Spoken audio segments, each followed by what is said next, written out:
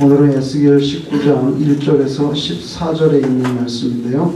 여기에 보면 하나님께서 에스겔을 통해서 예언의 말씀을 주시는데 이 예언의 말씀은 다 앞으로 일어날 유다에 관한 말씀이죠. 유다에 관한 말씀. 이스라엘의 첫 번째 왕은 사울, 두 번째 왕은 다윗, 세 번째 왕은 다윗의 아들이었던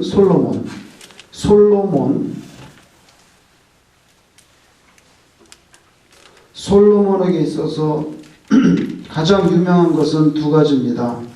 하나는 지혜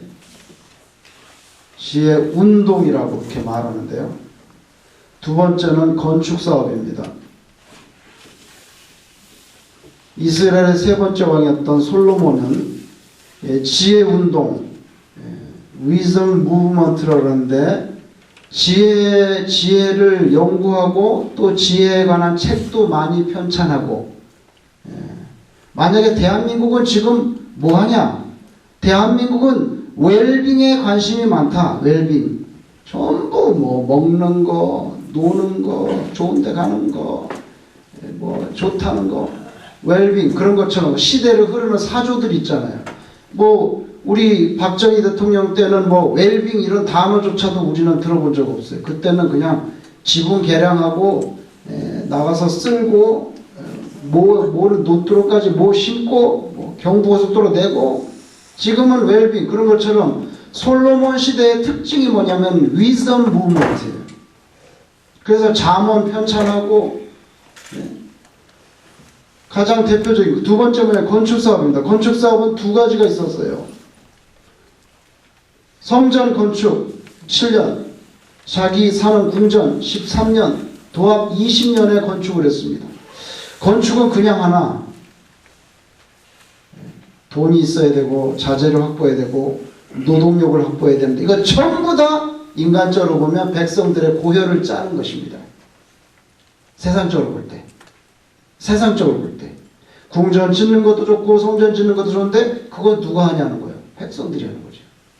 그래서 솔로몬이 딱 죽자마자 바로 반란이 일어납니다. 그 반란의 씨앗은 여로보암이라고 하는 솔로몬 왕이 있었을 때 신하가 있었는데, 얘가 이제 문제 일으킨데, 이게 반역기가 있는 애인데 솔로몬이 그걸 알아차리고 여로보암을 제거하려고 했더니 여로보암은 솔로몬이 살아있을 때 이집트로 망명을 해버렸어요. 도망가 버렸어요. 성경에 보면. 그랬다가 솔로몬이 딱 죽었다 그러니까 바로 돌아옵니다. 여로보암이 바로 컴백해요. 컴백해가지고 꼬드기는 거예요. 사람들을 꼬드기인데 뭘 꼬드기냐면, 솔로몬 때 얼마나 생고생했어. 부역 나가지, 세금 많지. 그러니까 부역 좀 줄여주세요. 세금 좀 깎아 좀 작게 걷어주세요 하고 정부에 얘기하라. 꼬드기는 겁니다. 솔로몬의 아들은 르호보암입니다. 이름이. 솔로몬의 아들은 르호보암이고, 솔로몬이 딱 죽으니까 네 번째 왕이 될 사람은 르호보암이 왕이 딱 됐는데, 이집트로 도망가 있던 여로보암이 딱 찾아와가지고는 쑤시는 거예요. 쑤셔가지고 부역 좀 그만 나오라 그래. 세금 왜 이렇게 많이 걸어? 당신의 부친은 건축사업을 많이 해가지고 부역도 많이 하고 세금 많은데 우린 좀 줄여주세요 라고 가서 얘기하라. 물론 순수한 의도라기보다는, 그 말도 틀린 말은 아니지만 이 여로보암 아저씨는 순수한 의도가 아니라, 그렇게 쑤시면 르호보암이 노할 거다. 거기까지 내다보니까 노하면 내가 나라 잘라 먹어야지, 이 계산을 다 하고 있는 애거든요. 그러니까 생각대로 쑤시니까 르호보암이 노했단 말이에요. 내 새끼손가락이 아버지 허리보다 굵어. 까불지 마. 그러니까 그래? 너 혼자 해. 그래서 르호보암에게서 반란을 일으켜서 여로보암이 이스라엘 12개 지파 가운데 10개 지파를 잘라버렸어요. 10개 지파. 왜 12개에서 10개를 잘랐냐? 12지파에서 남쪽은 유다와 시므온이 있고 나머지 10개 지파는 북쪽에 있습니다. 그런데 여러분, 첫 번째 왕 사울을 지지하는 건 10개 지파거든요. 다윗은 유다 지파 출신이잖아요. 그러니까 솔로몬이 다윗의 아들이고 르호보암은 또 솔로몬의 아들이니까 이쪽 라인을 지지하는 것은 유다 지파입니다. 시므온은 루다에 흡수돼 버렸어요. 너무 미약해가지고. 두 개 지파는 유다를 다윗, 솔로몬, 르호보암을 지지합니다. 그런데 다윗은 사울의 아들이 아니잖아요. 사울을 지지했던 지파는 나머지 10개 지파인데 이 여로보암이 그걸 아는 거예요. 백성들 간의 지역적인 감정과 이 계파의 골짜기를 알았던 거예요. 여기를 잘라먹으려고 작정하고 잘랐어요. 잘라가지고 10개 지파를 잘라가지고 소위 말하는 이스라엘을 나라를 만듭니다. 이거 다 이스라엘이었는데 다 이스라엘인데 자기 이스라엘 만들어. 그러니까 유다는 할 수 없이 그럼 우리는 유다. 나라 이름 이렇게 해서 원래 다 이스라엘인데 그래서 북쪽 이스라엘, 남쪽 유다 이렇게 나라가 잘라버린 거예요. 그래서 이 북이스라엘의 초대 왕을 자기가 해먹은 거죠. 여로보암이. 여기는 르호보암은 이제 나라가 잘려나가지고 밑에 땅 여기만 다스립니다.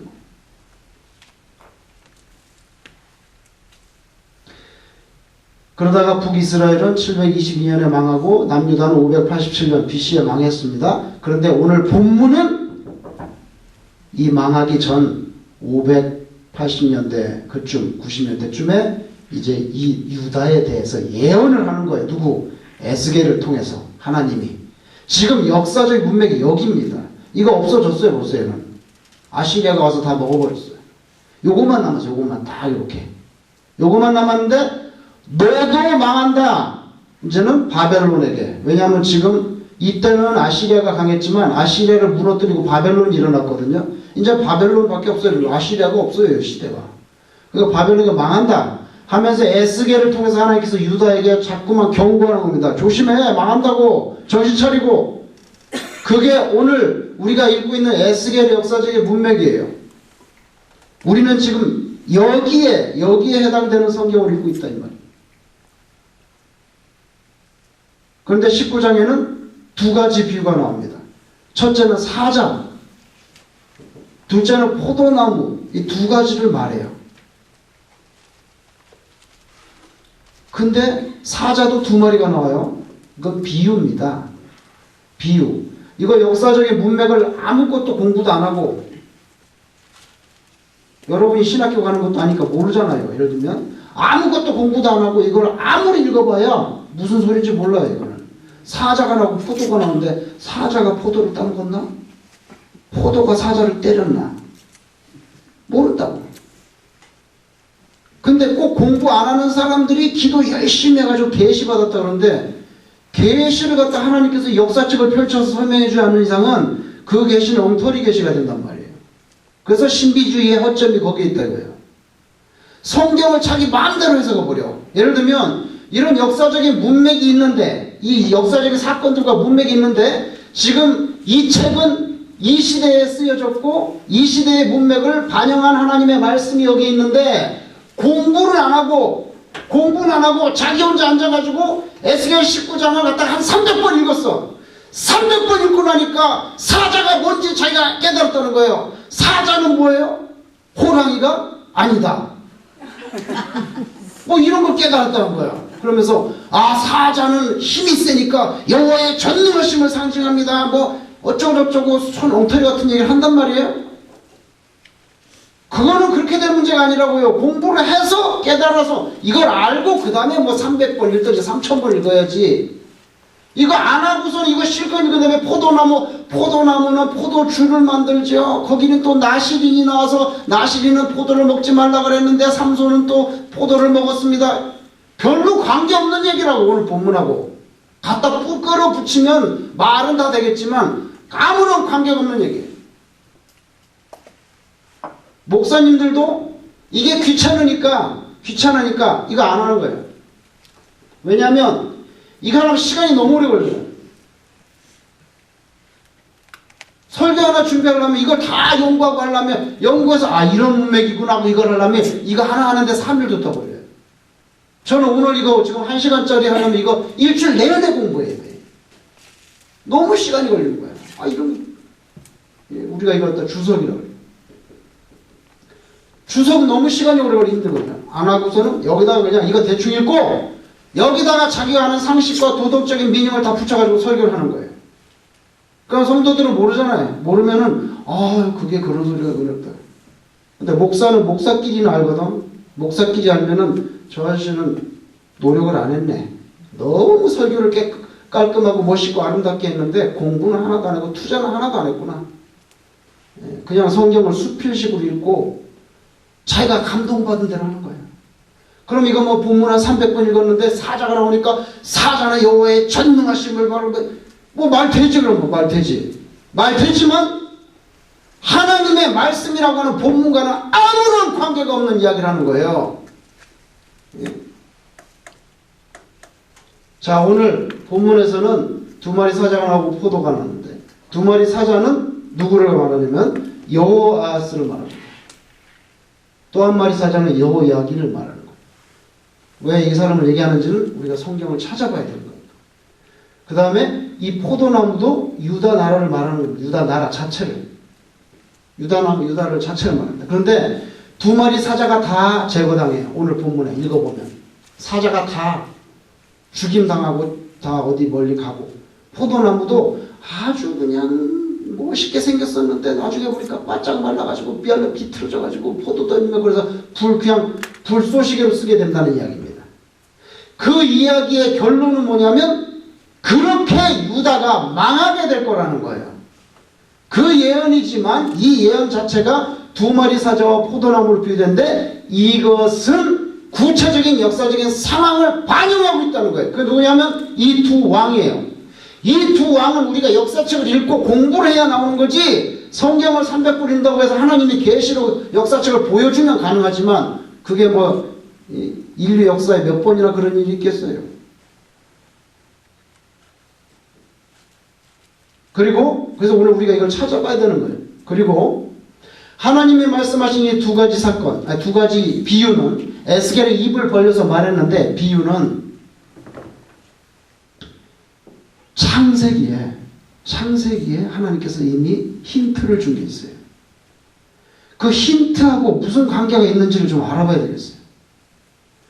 그리고 그 힌트가 여기 에스겔이 말하는 두 마리 사자와 포도나무는 이건 다 별볼 없이 죽거나 여기 다 말라 비틀어져서 나중에는 이거 불쏘시개로 썼다 그랬는데 이것이 정말 그렇게 됐는지 아니면 새로운 사자와 새로운 포도나무로 또 다른 스토리가 있는지. 자, 한번 보세요. 19장. 에스겔 19장 1절. 너는 이스라엘 골관들을 위하여 애가를 지어. 자, 보세요. 애가는 사람 죽었을 때 부르거나 나라가 망했을 때 부르는 노래입니다. 노래. 애가. 시가 아닙니다. 노래는 유행을 시킬 목적을 가지고 있어요. 그죠? 새벽종이 울렸네. 새아침이 밝았네. 너고도 나도 일어나. 이것만 저도 그때 자랐으니까 지금도 외우고 있잖아. 왜? 노래는요, 파급 효과가 있거든요. 그죠? 만약에 새아침이 밝았네. 시조처럼 그렇게 했다면 제가 지금까지 그 노래를 알겠어요? 다 잊어버리지. 노래는 무브먼트예요. 노래는 운동이거든요. 예? 그래서 사람의 의식을 개혁하는 거거든요. 그래서 새아침이 밝았네. 지금도 부르고 있잖아요. 이거 애가 노래 뭡니까? 운동을 하겠다는 거예요. 시조가 아니라고. 그죠? 유행을 시키겠다는 거. 그 뭐예요? 사람의 정신을 개조하겠다는 거예요. 그런 의도를 갖고 있어요. 하나님께서 야, 이 노래를 가르쳐라. 그죠? 그래서 애가를 지어. 근데 그 애가 뭐예요?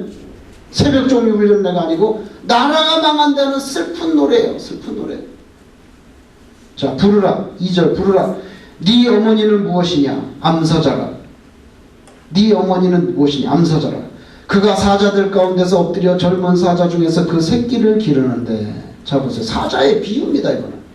그런데 엄마 사자가 있는데 또 새끼 사자가 있네. 잘 보세요. 3절 그 새끼 하나를 키웠어요. 새끼 하나를 키우며 젊은 사자가 돼서 먹이 물어 뜯기를 배워. 여기까지는 괜찮아요. 근데 사자가 먹이 물어 뜯는 것을 배웠으면 그 다음에 뭘 잡아먹어야 돼요? 나가서 동물을 잡아먹어야지. 동물을 잡아먹어야 돼. 지금 뭘 잡아먹어요 여기서? 사람을 잡아. 이게 문제가 되는 거예요. 왜 사람을 잡아먹냐고. 나가서 짐승을 잡아먹어야지. 그죠? 이거 문제가 되는 거예요. 그래서 보세요. 먹이 물어뜯기를 배워 사람을 삼키네. 이건 사람 삼키면 안 되는데. 토끼 잡아먹거나 뭐 노루 잡아먹거나 이래야 되는데. 사람을 삼키네. 이방이 듣고 함정으로 그를 잡아 갈고리로 꿰어 끌고 어디로 갔어요? 애굽 땅으로 갔어요. 사람을 잡아먹는데 이 사자를 이방 사람들이 함정을 파고 잡아가지고 어디로 끌고 가냐면 이집트로 끌고 갔더니 이집트로. 암사자가 기다리다가 소망이 끊어진 줄을 알고 그 새끼 하나를 또 골라서 키웁니다. 젊은 사자로 키웠더니 젊은 사자가 되매 여러 사자 가운데서 왕래하며 먹이 물어뜯기를 배워 얘도 또 누굴 먹어요? 이거 또 사람을 삼켜 먹네.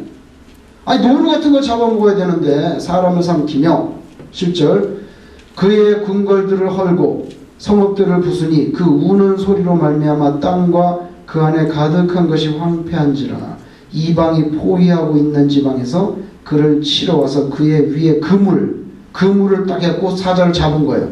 함정에 잡아 우리에 넣고 갈고리를 꿰어 끌고 이번에는 어디로 갑니까?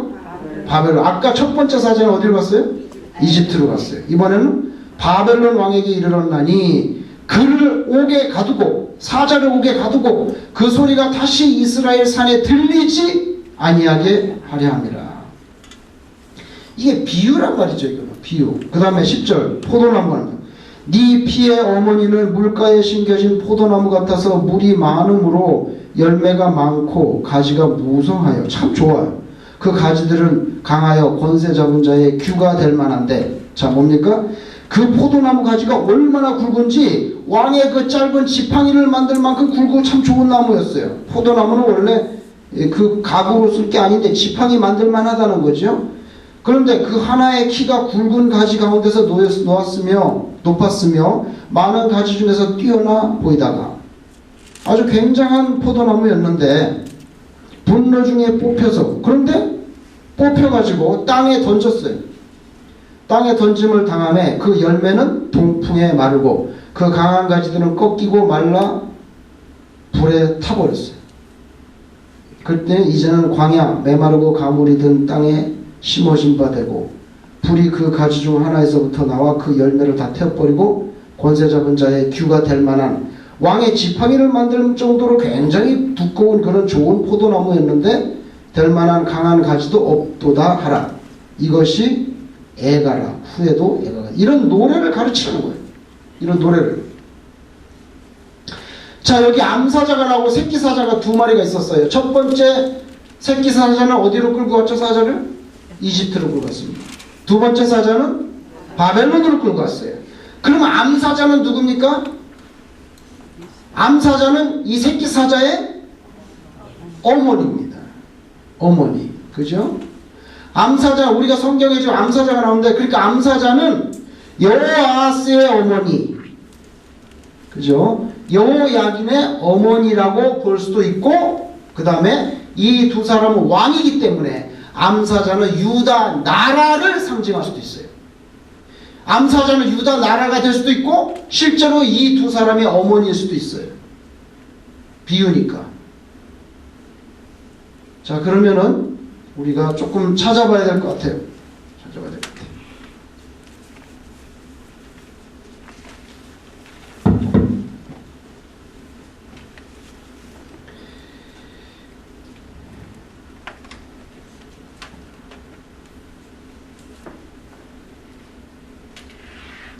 열왕기하 23장을 한번 볼게요. 열왕기하 23장 604페이지.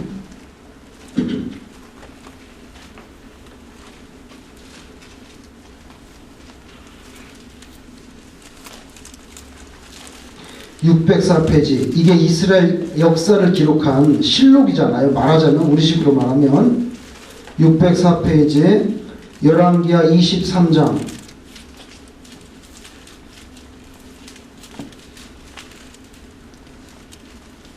31절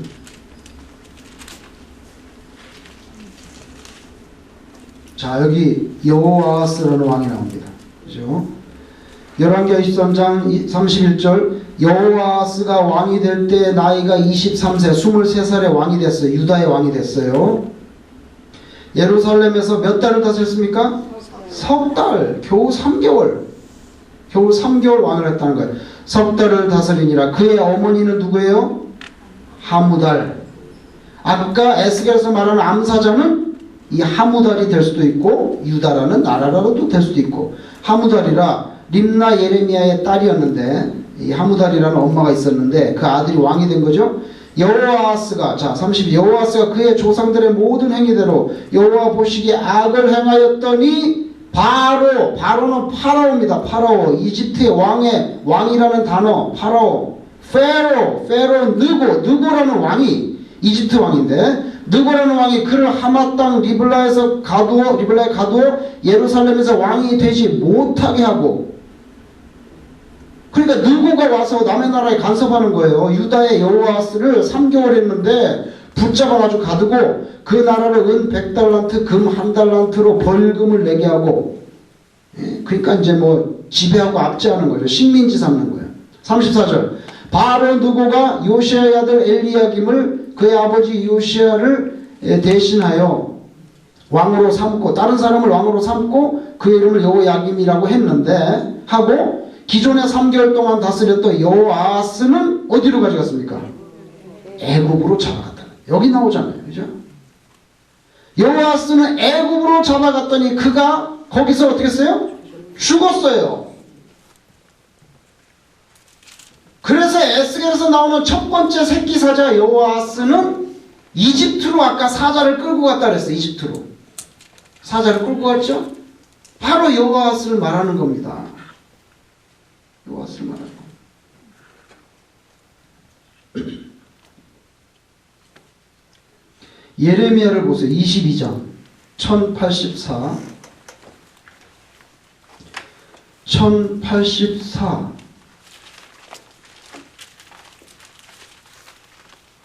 예레미야 22장 1절 1084를 보세요.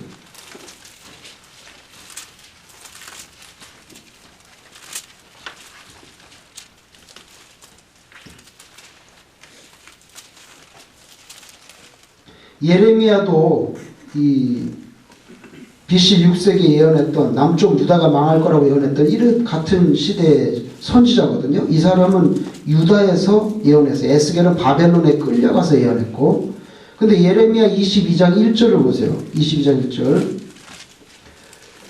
자, 여호와께서 이와 같이 말씀하시되 너는 유다 왕의 집에 내려가서 거기에서 이 말을 선언하여 이르기를 다윗의 왕이 앉은 유다 왕이여, 너와 네 신하와 이 문으로 들어오는 네 백성은 여호와의 말씀을 들을지어다. 여호와께서 이와 같이 말씀하시되 너희가 정의와 공의를 행하여 탈취당한 자를 압박하는 자의 손에서 건지고. 자, 나라가 아주 그 백성들을 똑바로 이렇게 다스리지 않고 핍박하는 거예요. 이방인과 고아 가부를 압제하거나 학대하지 말며 이곳에서 무제한 피를 흘리지 말라. 무제한 피. 왜 무제한 피를 흘리느냐? 왜 무제한 피를 흘리느냐? 너희가 참으로 이 말을 준행하면 다윗의 왕이 앉을 왕들과 신하들과 백성의 병거의 말을 타고 이 집문으로 들어오게 할 테리라. 그러니까 좀 무제한 피 좀 흘리지 말고, 불쌍하고 소외되고 가난한 사람 짓밟지 말고 정치를 좀 똑바로 하시오. 정치를 똑바로 하시오. 그러면 괜찮고, 그러나 5절 그러나 너희가 이 말을 듣지 아니하면 내가 나를 두고 맹세하노니 이 집이 황폐하리라. 말을 안 들으면 왕궁이 다 무너진다고요. 6절 여호와께서 유다 왕의 집에 대하여 이와 같이 말씀하시니라. 네가 내게 길르앗 같고 레바논의 머리이나 내가 반드시 너로 광야에 주민이 없는 성읍을 만들 것이라. 내가 너를 파멸할 자를 준비하리니. 너가 내 말을 안 들으니까 너를 파멸할 자를 준비하리니 그들이 각기 손에 무기를 가지고 네 아름다운 백향목을 찍어. 자, 이스라엘의 유다의 그 아름다운 왕궁을 찍어서 불에 던진다. 여러 민족들이 이 성읍으로 지나가며 서로 말하기 여호와가 이 큰 성읍이 이같이 행하면 어찌 된고. 그들이 대답하기를 이는 그들이 자기 하나님 여호와의 언약을 버리고 다른 신들에게 절하고 그를 섬긴 까닭이라. 자, 망하는 이유가 뭐예요? 우상숭배 때문에 망한다는 겁니다. 그리고 아까 무죄한 자의 피를 흘리고, 그러니까 영적으로는 우상숭배, 정치적으로는 가난한 사람들을 압제하고 힘없는 사람들을 죽이고 하니까 이거 뭐 이래서 하나님께서 자꾸 그러면 나라 망한다. 예? 나라 망한다. 17절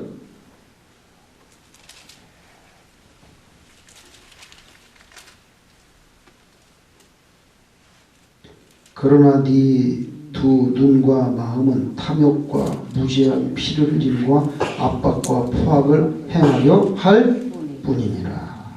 이게 유다 왕들의 악한 그런 모습이죠. 악한 모습이에요.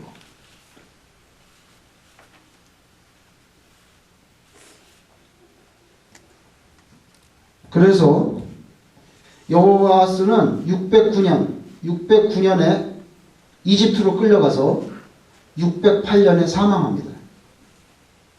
608년에 사망해요. 이게 에스겔 19장에서 말하는 첫 번째 새끼입니다. 애국으로 그 사자가 애국으로 끌려갔는데, 여러분 아까 저희가 읽을 때 사자가 물어 뜯는 것을 배우고 나서 이제 막 사냥할 수 있게 됐는데, 그 다음에 뭘 잡아먹었다고요? 사람을 잡아먹어요. 그게 뼈가 있는 말이거든요. 사자를 키웠더니 노루나 토끼 이런 걸 잡아먹어야 되는데 뭘 잡아먹어요? 사람을 잡아먹었다. 오늘 예레미야 뭐라 그래요? 무고한 자의 피를 흘린단 말이에요. 그거를 두고 하는 말이거든요. 에스겔이 그거를 두고 비유를 하는 말이거든요. 왜 사람을, 왜 자기 백성을 잡아먹어요? 그래서 하나님께서 내가 너를 멸할 사람을 준비한다고 그러셨는데, 이집트에서 느고 왕이 올라와가지고 잡아가지고 609년에 이집트로 끌고 가가지고 거기서 1년 만에 사망하게 됩니다. 1년 만에 죽었어요. 자, 두 번째 사자는 여호야긴이라는 사람입니다. 열왕기하 24장을 한번 보세요. 열왕기하 24장.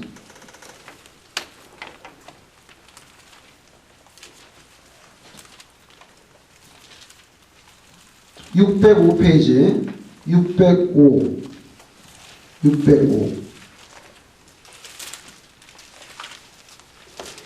열왕기하 24장 8절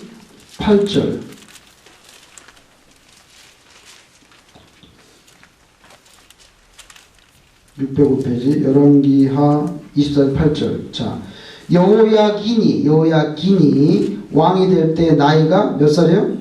18세. 아까 여호아스는 몇 살에 왕이 됐다고요? 23살에. 이 사람은 18살에 왕이 됐어요. 18세라. 예루살렘에서 몇 달?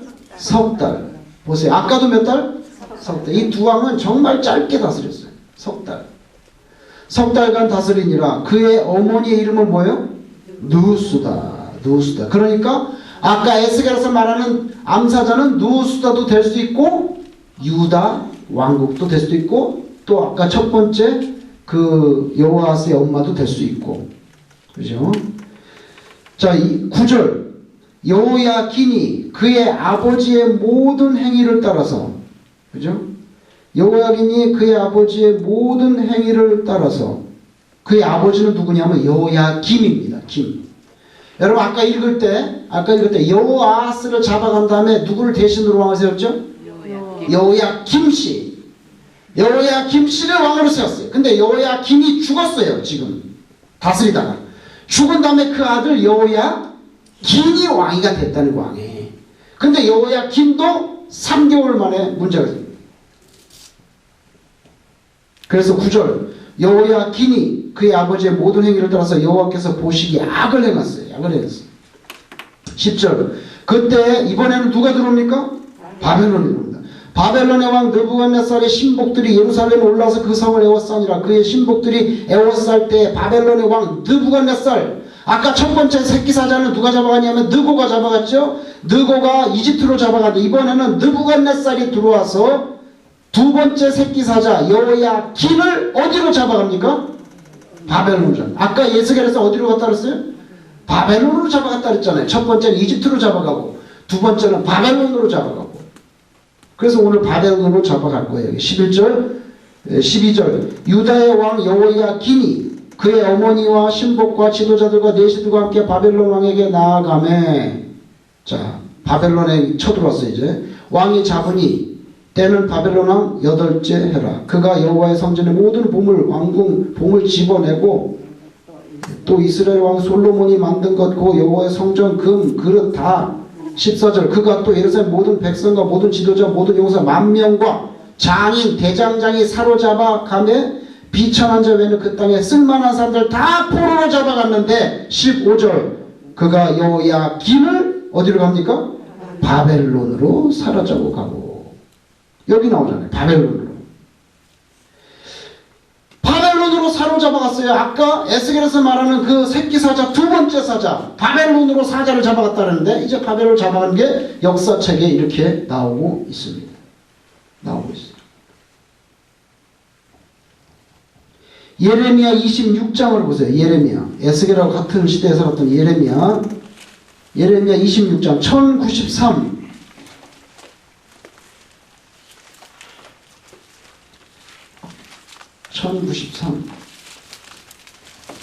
예레미야 26장 20절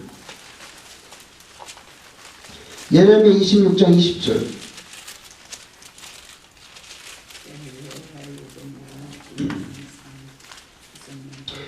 또 여호와의 이름으로 예언한 사람이 있었는데 기럇 여아림의 스마야의 아들 우리야라는 예언자가 있었다는 거예요. 예언자가 그가 예레미야의 모든 말과 같이 이 성과 이 땅에 경고하며 예언한. 그러니까 이 사람 우리야라는 사람도 예레미야하고 같은 말을 한다는 거예요 지금. 근데 21절 여호야김 왕과 그의 모든 용사 모든 고관이 그의 말을 듣고서 왕이 그를 죽이려 하며 여호야김의 아버지가 그 말 듣기가 싫은 거예요. 왜냐하면 자꾸 나라가 망한다고 그러니까 듣기가 싫어서 우리야를 죽이려고 그래요.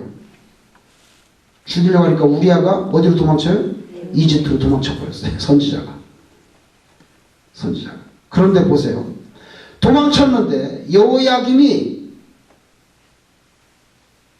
안기부 요원들을 이집트로 보냅니다. 여호야김이 사람을 애굽으로 보냅니다. 안기부 요원들을 보내가지고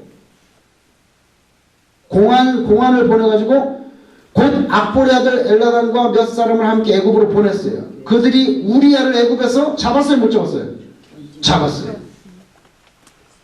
그 선지자가 도망갔는데 그걸 연행해가지고 여호야김 왕에게로 끌고 왔어요. 그를 데려오며 왕이 어떻게 했어요?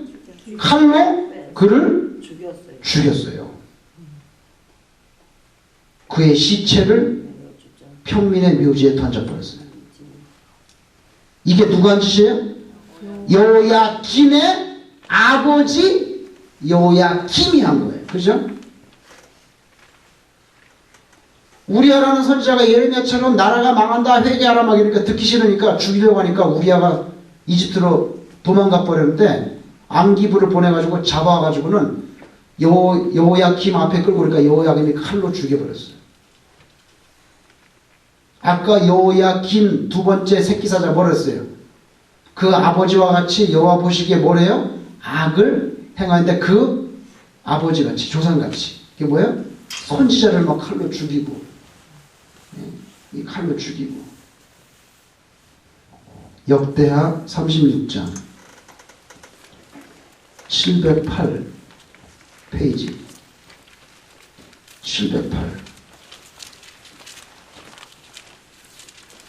도망갔으면 그냥 내두지 그걸 또 보내가지고 끌고 와서 칼로 죽였어요. 708 역대하 36장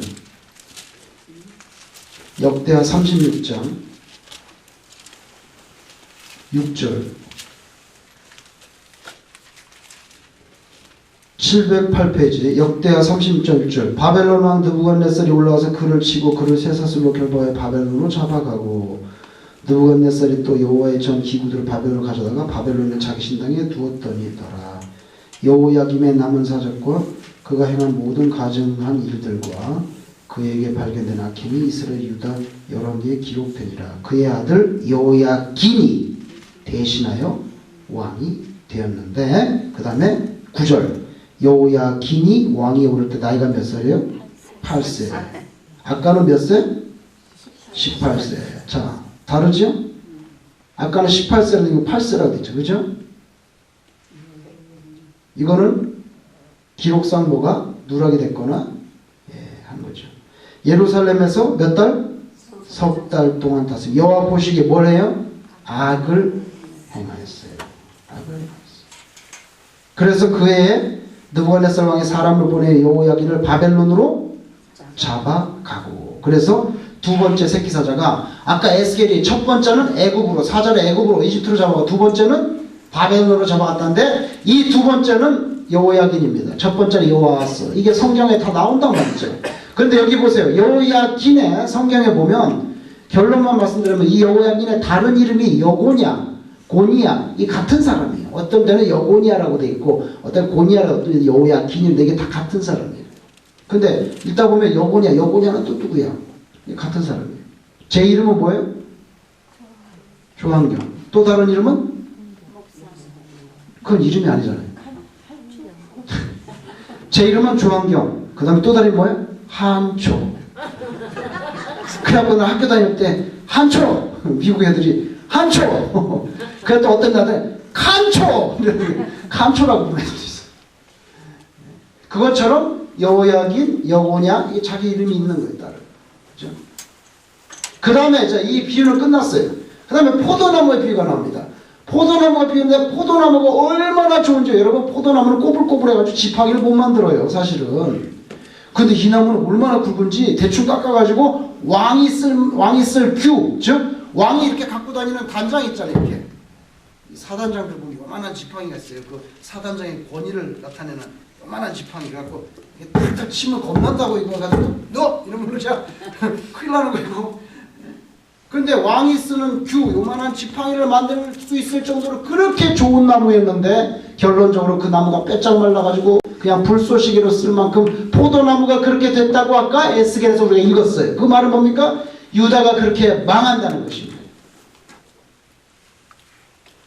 자, 이렇게 비유의 말씀을 들었어요. 그러면 아까 제가 말씀드린 대로 에스겔서 19장을 300번 읽어도 이건 나오지 않아요.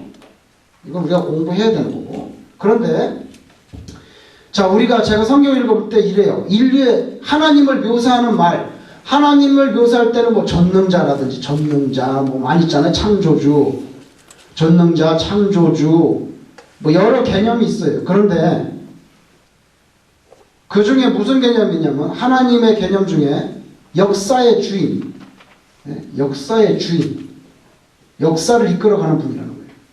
이 개념이 있어요. The Lord of History. 그래서 성경에 보면 인류 역사가 이게 진도가 나가는데 인류 역사가 진도 나가는데 이 인류 역사를 미는 주체 세력은 하나님입니다.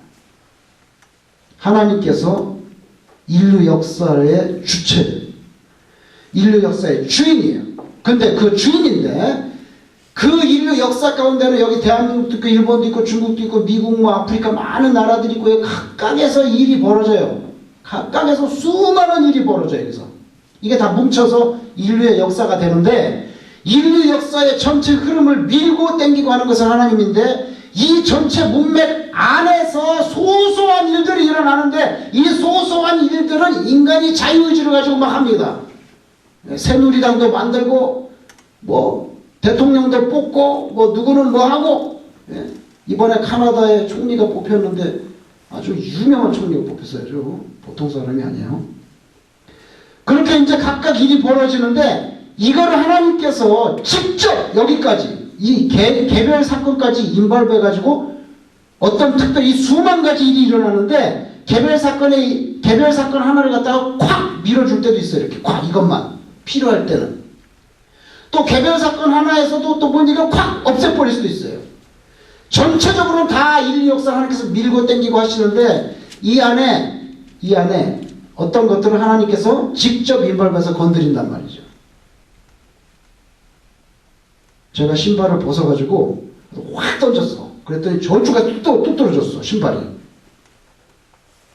내가 신발을 벗어서 발로 찼더니 저기 떨어졌는데 하나님께서 그걸 미루신 거예요 지금? 아니잖아요. 그건 제가 발로 찬 거지. 민 게 아니라. 그런 것까지 하나님께서 간섭을 안 하신단 말이에요. 모든 걸 하나님의 예정이라고 갖다 붙이면 안 돼. 그러니까 분별의 눈이 필요한 거죠. 분별의 눈.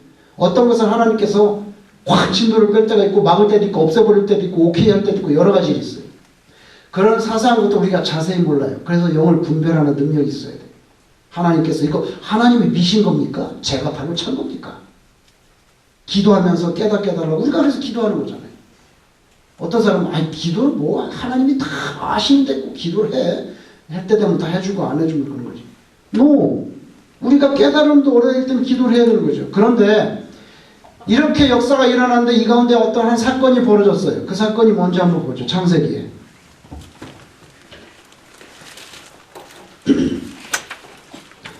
창세기 49장. 창세기 49장. 사람이 죽어요. 누가 죽냐면 그 유명한 야곱이 죽어요. 야곱. 자, 야곱이 죽는데 창세기 49장 8절 죽으면서 자기 아들들에게 유언을 합니다. 유언. 야 너는 이거 먹어라. 너는 이거 잘해라. 이거 유언을 하는데 49장 8절을 보세요. 유다야. 이게 아버지가 죽으면서 하는 말이에요. 너는 네 형제의 뭐가 돼요?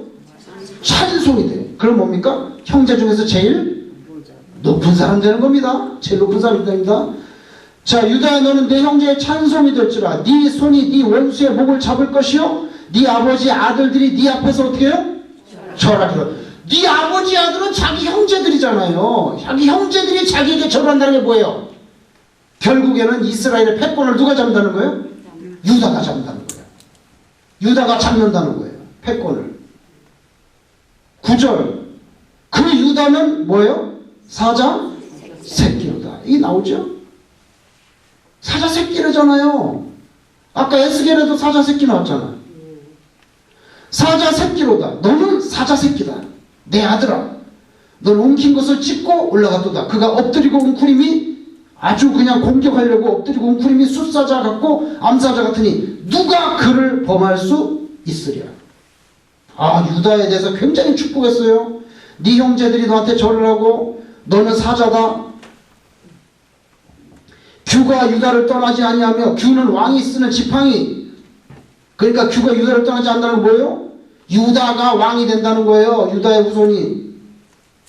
규가 유다를 떠나지 아니하며 통치자의 지팡이가 그 발 사이에서 떠나지 아니하기를 실로가 오시기까지. 실로는 메시아입니다. 실로가 오시기까지 이르리니 그에게 모든 백성이 어떻게 해요? 복종. 유다야 너는 복을 받았어. 너는 사자 새끼야. 너는 네 형제들이 너에게 절할 거고 왕의 지팡이가 널 떠나지 않을 거고 모든 사람이 너에게 복종할 거야. 11절. 그의 나귀를 어디다 매요? 포도나무에 매며. 여기 포도나무가 나오잖아요. 포도나무에 매며 그의 앞날이 새끼를 아름다운 포도나무에 맬 것이며 또 그 옷은 포도주에 빨며 그의 복장은 포도즙에 빨리로다. 그러니까 유다의 나귀를 어디다 맨다고요? 포도나무에 맨데 그 포도나무는 말라 비틀어졌어요? 안 비틀어졌어요? 안 비틀어졌어요. 아주 포도가 얼마나 잘 열렸는지 그냥 빨래도 포도주로 할 정도로 포도가 너무 많아. 여기에 보면 야곱의 아들 중에 유다가 패권을 잡고 왕이 될 것이라는 것을 두 가지 단어로 묘사했는데 그 첫째는 새끼 사자고 두 번째는 뭐예요? 포도나무예요.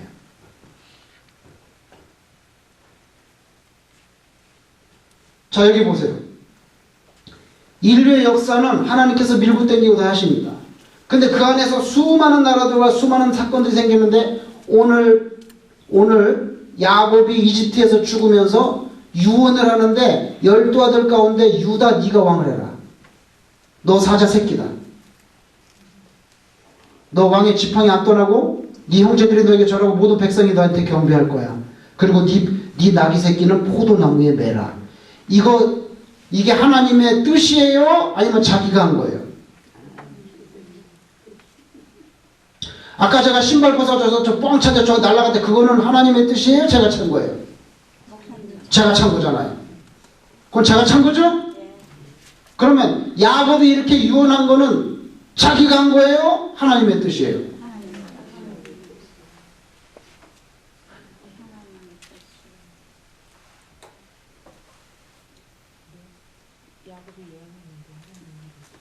자, 야곱이 유언을 했어요. 야곱이 하나님께서 야곱, 야, 너 그렇게 유언해라. 응? 내가 얘기했지. 1, 2, 3 그렇게 해라. 그렇게 한 적이 있어 없어요? 없잖아요. 이건 야곱이 자기 감동을 했어요. 근데 우리가 그걸 보통 말할 때 성령의 감동으로 하셨다고도 말을 하는데 뭐 우리는 잘 몰라요. 확실하지 모르는데 어쨌건 야곱이 말한 건 맞아. 야곱이 말을 했는데 하나님께서 그 야곱이 말한 거를 지금 밀어줬어요, 안 밀어줬어요? 밀어주신 거예요. 최소한 자기가 말한 걸 하나님께서 거기 어그리하고 밀어줬어요. 그래서 결국 야곱이 예언한 대로 누가 왕이 됐어요? 유다 후손이 왕이 됐잖아요. 그래서 그 유다 새끼들이 이렇게 나왔잖아요. 사자 새끼가. 에스겔이 이런 예언의 말씀을 갖다가 비유로 할 때 창세기에 있는 야곱의 예언과 그걸 의식하고 했는지 안 했는지는 저는 모르겠어요. 야곱의 유언을 의식하고 했는지 안 했는지는 모르겠어요. 저도 전화를 안 받아. 에스겔이 통화가 안 된다고 지금. 통화가 안 돼. 물어보려고.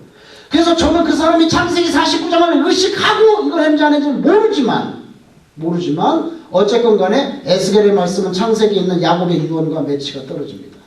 그러면 지금 금방 여러분들이 뭐라 대답했어요? 하나님께서 야곱이 예언한 내용을 밀어줬다고 했잖아요. 여러분들이. 그죠?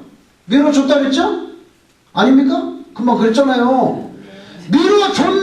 밀어줬는데 지금 유다는 어떻게 됩니까? 유다는 망한답니다. 유다는 망하고 사자 새끼들도 죽고 그리고 포도나무도 말라 비틀어져서 장작이 된다고 하니까 장작이 되니까 아까 여러분들이 그 야곱의 예언을 밀어줬다 그랬는데 밀기는 밀었는데 반쯤 밀다가 어떻게 했어요? 지금 하나님이 안 밀고 계시네. 안 밀고 계시네. 그러면 하나님께서 여러분 성경은 하나님의 말씀이라면서요. 그럼 창세기에 있는 야곱이 한 말도 하나님 말씀으로 다 들어가는 거예요. 큰 문맥에서. 그럼 하나님의 말씀이 이루어져야 되는데 하나님의 말씀이 이루어져야 되는데 지금 에스겔 때 와가지고 나라가 망하고 사자 새끼가 죽고 포도나무가 다 말라 비틀어졌으니까 하나님의 말씀이 이행을 안 하고 불이행이네. 미시다가 말았나? 마음이 변하셨어요? 신영 권사님, 이게 지금 어떻게 된 거야? 밀었습니까? 밀다 말았습니까? 이거 지금 새끼가 죽었잖아, 다. 포도나무는 아까 이 새끼가 이거 자기 나귀를 여기다 묶어야 되는데 이거 말라 비틀어져가지고 좀 불타고 있잖아. 그럼 밀다 마는 거 어떻게 되는 거예요?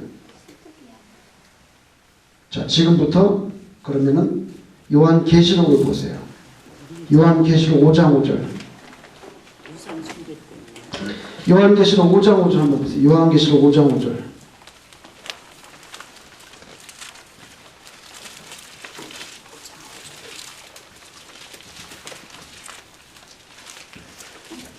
자, 요한계시록 5장 5절.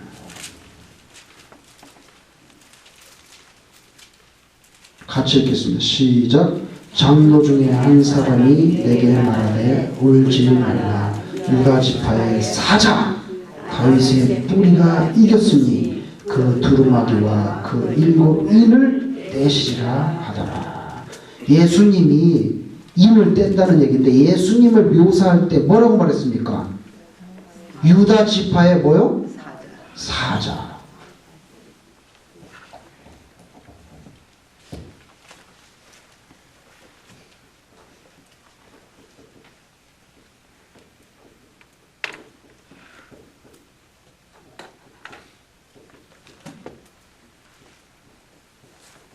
자, 이렇게 됐습니다.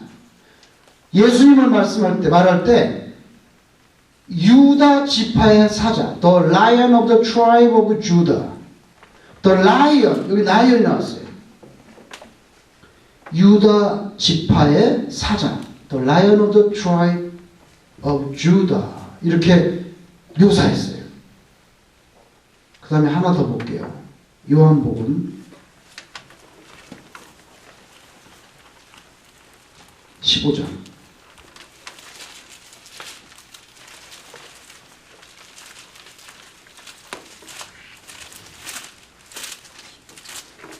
유명한 구절이죠. 요한복음 15장 1절 같이 읽겠습니다. 시작. 나는 참 포도나무요 내 아버지는 농부라. 여기 예수님이 자기는 뭐요? 포도나무래. 포도나무. 예수님 포도나무래.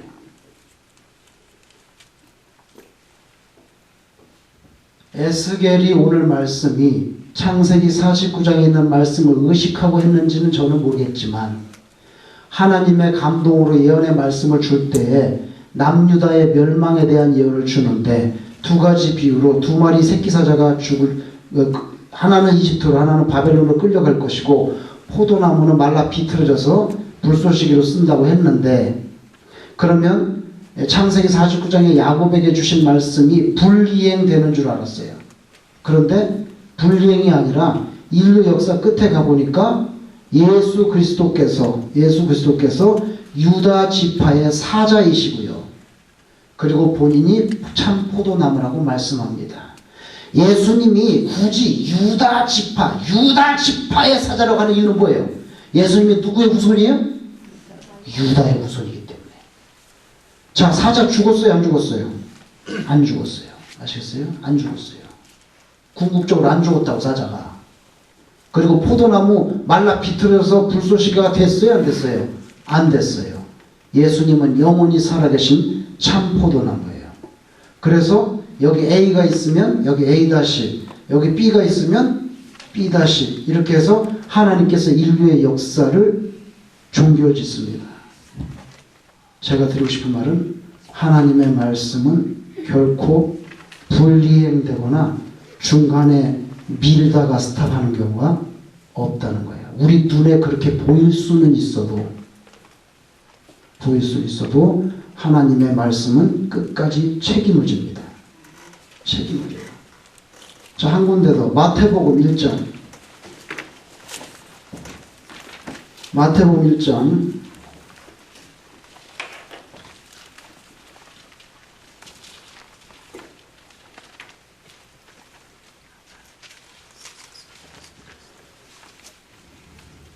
족보가 나오죠? 예수님 족보.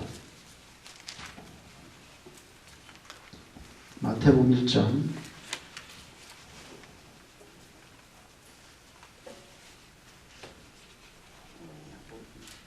9절 좀 보죠. 9절. 마태복음 1장 9절. 우시야는 요담을 낳고 요담은 아하스를 낳고 아하스는 히스기야를 낳고 히스기야는 므낫세를 낳고 므낫세는 아몬을 낳고 아몬은 요시야를 낳았고 바벨론으로 사로잡혀갈 때 요시야는 자 누굽니까? 여고냐와 그의 형제들을 낳았다. 여고냐. 그죠? 그 다음에 보세요. 12절. 바벨론으로 사로잡혀간 후에 여고냐는 누굴 낳았어요? 스알디엘을 낳고 족보가 쭉 이어져서 나중에 요셉이 나오고 예수님이 나옵니다. 여기 여고냐가 누굽니까? 여호야긴. 여기 있잖아요. 이거 보죠? 여기 여고냐는 여호야긴입니다. 여호야긴은 바벨론에 가서 살았습니다.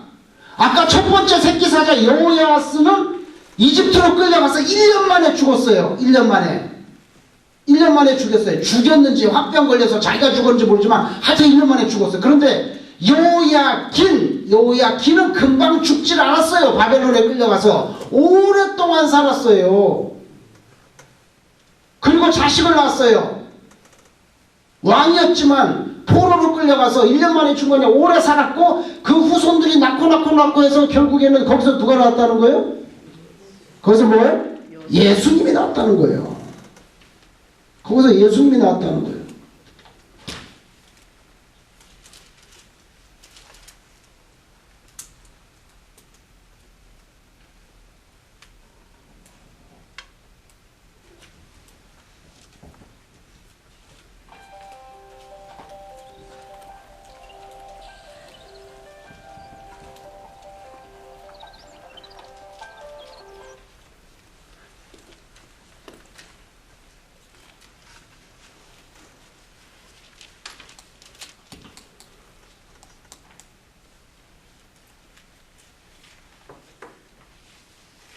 자, 한 군데만 더 보고 마치겠습니다.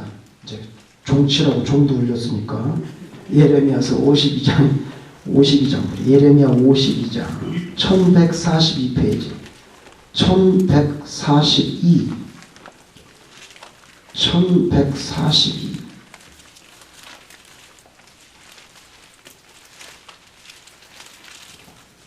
예레미야가 끝납니다. 거기 끝나는데 1142 예레미야 52장 31절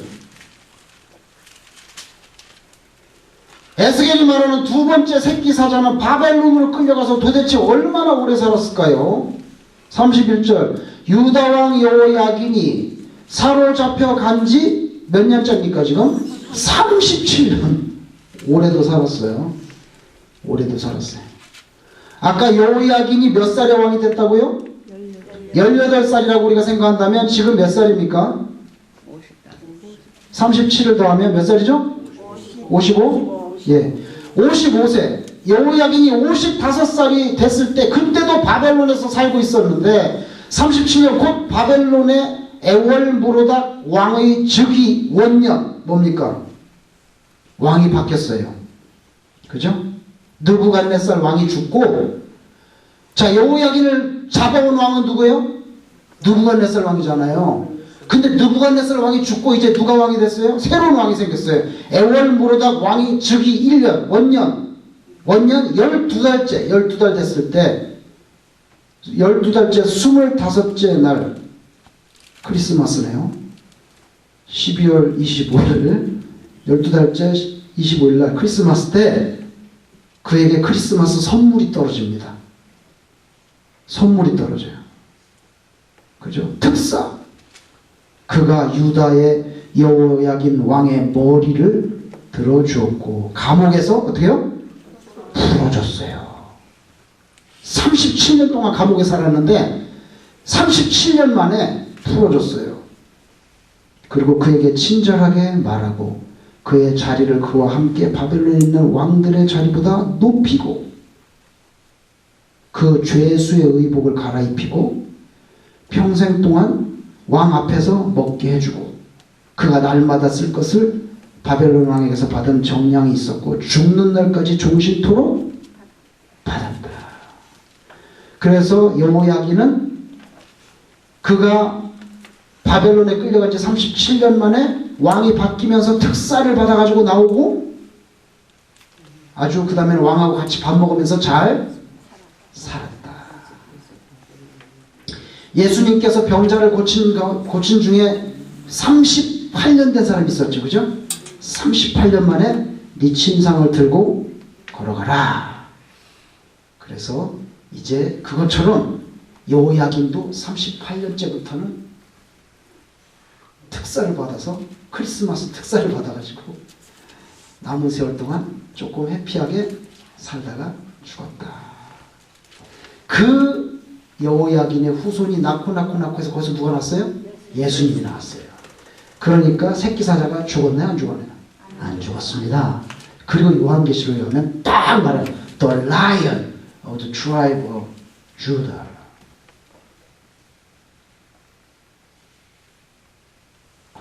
그 라이언 그거 있잖아요. 그거 뭐죠? 그 라이언 킹. 라이언 킹 그거 보셨지? 라이언 킹이 라이언 그 새끼 라이언이 쫓겨나잖아요. 그 삼촌인가? 그거 막 그 나쁜 사람이 나쁜 사자가 막 이렇게 해갖고 쫓겨났다 나중에 라이언 킹이 컴백하잖아요. 컴백해가지고 쫙 이 절벽 그 바위 위에서 그럼 그 앞에 쫙 엎드리죠. 그거 굉장히 기독교적인 영화예요. 여기랑 비슷하죠? 라이언 킹 DVD라도 좀 빌려서 보세요. 그리고 예수님은 참 포도나무라 그랬어요. 그래서 제가 말씀드리고 싶은 거는 하나님의 말씀은 이렇게 실행이 중단되는 것 같지만 그렇지 않다는 거예요. 끝에 보면 다 기가 막히게 하나님은, 왜냐하면 하나님은 신이니까. 하나님은 사람이 아니잖아요. 다 하나님께서 이렇게 A, B, B 다 해서 쫑을 봐요. 그래서 마지막에 하나님의 뜻을 관철시킨다. 자, 시간이 갔습니다. 제가 기도하고 마치겠습니다.